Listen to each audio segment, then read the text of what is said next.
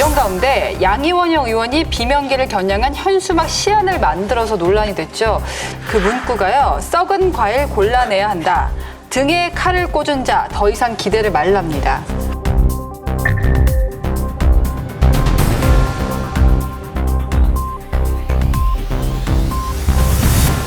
뒤늦게 문구를 삭제하기는 했는데요. 어떻게 보셨습니까?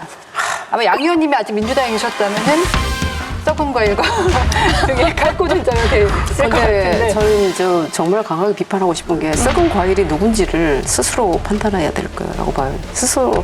근데 우리가 자신을 마주하는 그런 어떤 철학이 없다 보니까 저런 문구를 쓰는데 저는 저 문구를 쓰는 사람만이 썩은 과일 중에서도 이게 주변을 완전히 그냥 오염시키는 그런 네. 과일이 아닐까. 양이원영이라는 분이 원래 환경운동 하셨던 분이에요. 그러니까 사회운동 하셨던 분이 지금 정치에 들어와서 다른 동료 의원들한테 저런 식으로 말씀을 한다는 것은 네.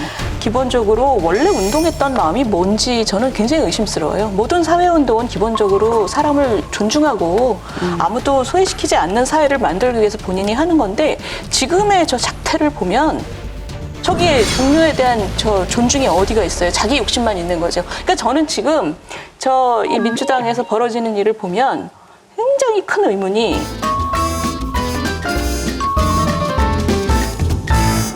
친명 개딸 운동권이 더 나쁜지 친문 586 운동권이 나라를 위해서 더 나쁜지 참 판단이 안 서요. 양쪽이 다 욕심만 덕지덕지 남아갖고 기본적으로 사람에 대해서 존중하고 사람을 배려하는 모습이라는 게 전혀 안 보여요.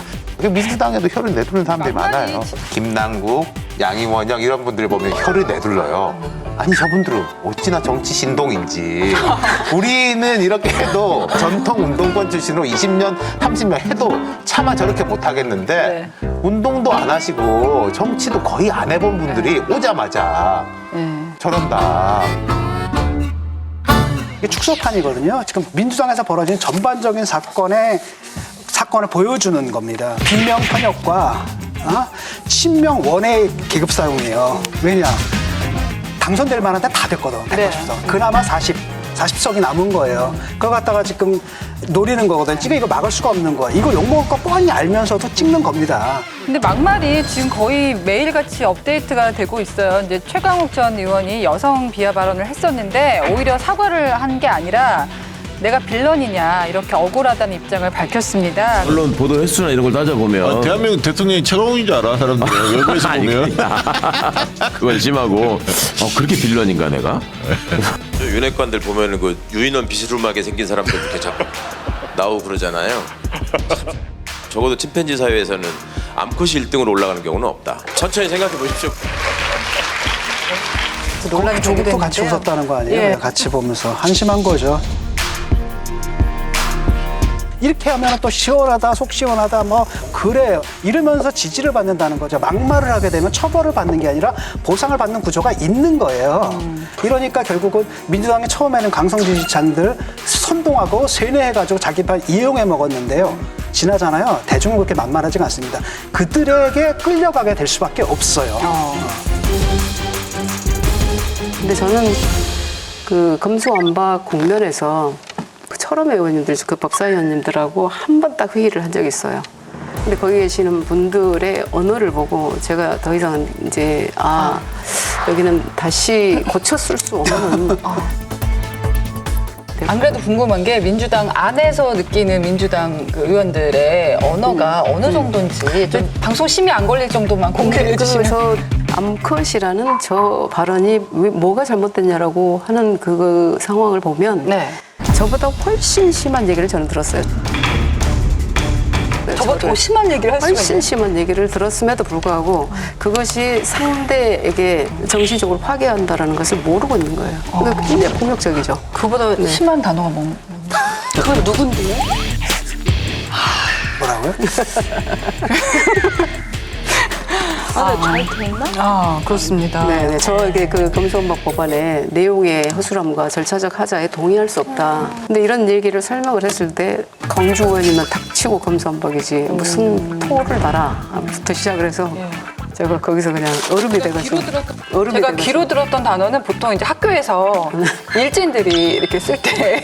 근데 제가 그 단어를 네. 이렇게 본회의장에서 서 계실 때 이제 보통은 표결하러 가면서 인사를 하잖아요. 이렇게. 네. 거기서 이렇게 했을 때 탁 치면서 했던 말이 4년 전 이맘때 공수처하고 연동형 비례제 아니면은 네. 대한민국이 망하고 그쵸. 이 두 가지는 한국을 구원할 것이다.